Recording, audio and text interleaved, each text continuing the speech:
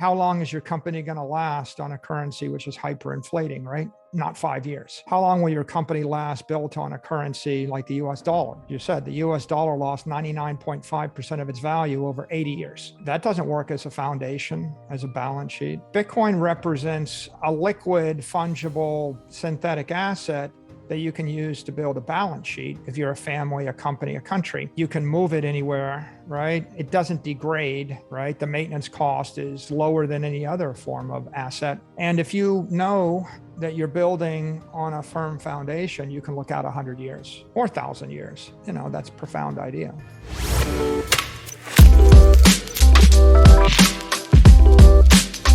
Welcome to Dream Richer. Why do you believe some people hate Bitcoin?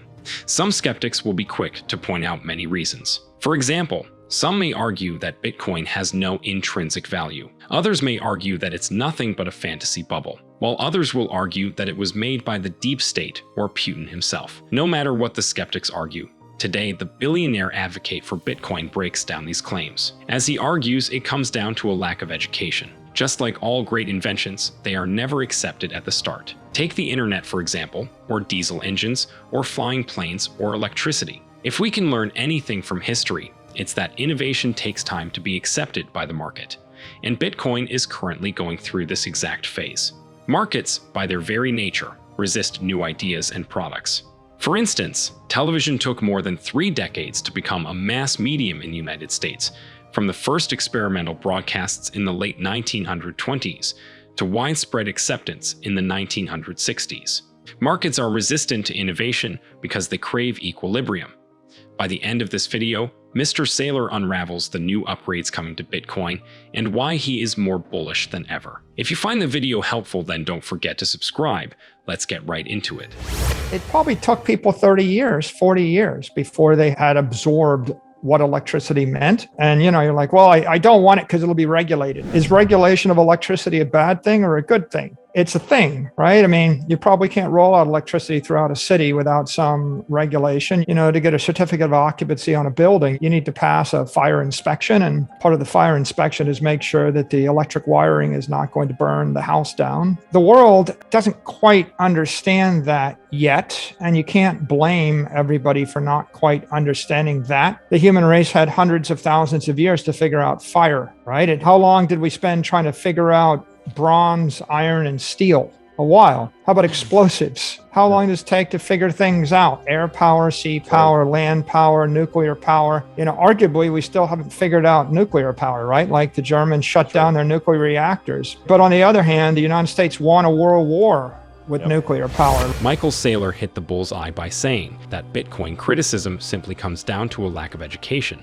According to a survey, most people still don't understand crypto. Over 98% of survey participants failed a quiz on basic concepts related to Bitcoin, stablecoins, and NFTs. The 17-question crypto literacy survey was given by YouGov to 1,000 users, who were aware of Bitcoin or cryptocurrency in each country, balanced across age, gender, and education level. 9 out of 10 respondents did not know that Bitcoin's supply was limited to 21 million. Hence, before Bitcoin can be accepted by all, it's crucial that they are educated on its use case and how it protects their wealth by serving as digital energy.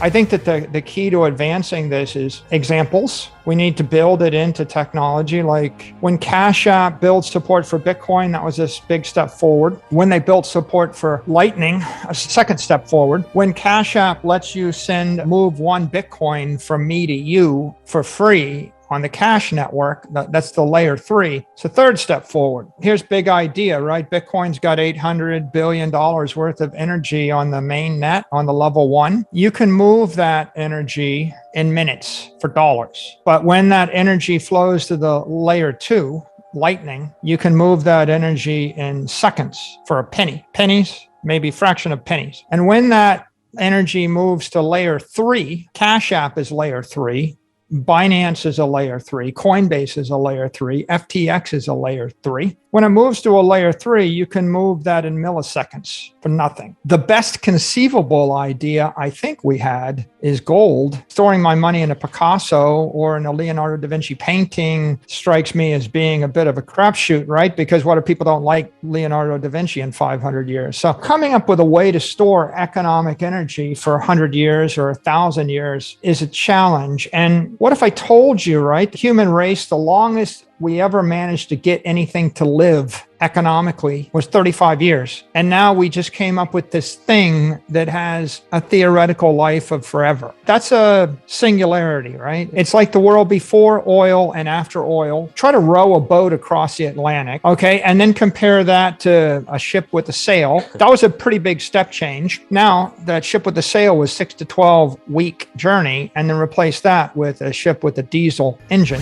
It's clear from Michael Saylor's explanation that Bitcoin is here to stay. One of the biggest reasons for this is the bullish upgrades to Bitcoin that are coming soon. In particular, the widespread adoption of Bitcoin that is currently happening. For example, in January, the Cash App announced that users can now send and receive Bitcoin instantly and for free using the Lightning Network.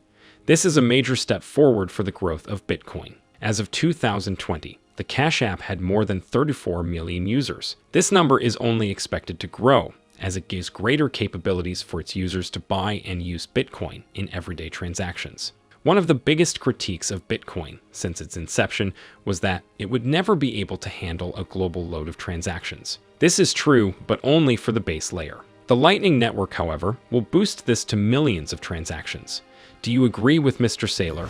To learn more about the latest crypto news, watch these videos here.